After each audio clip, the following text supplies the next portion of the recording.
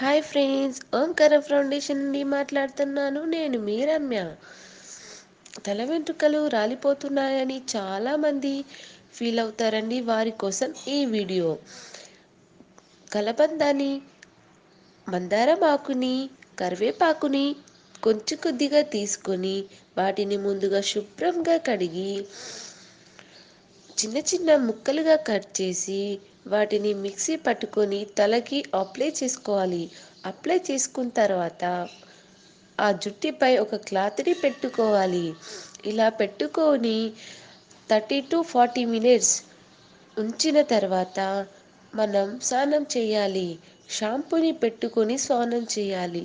ఇలా వారానికి 2 సార్లు లేదా 3 సార్లు చేయడం వల్ల తల వెంట్రుకలు రాలకుండా ఉంటాయండి.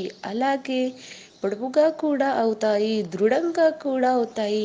Thanks friends. ఈ వీడియో కనుక మీకు నచ్చినట్లయితే షేర్ చేయండి, కామెంట్ చేయండి, సబ్స్క్రైబ్ చేయండి.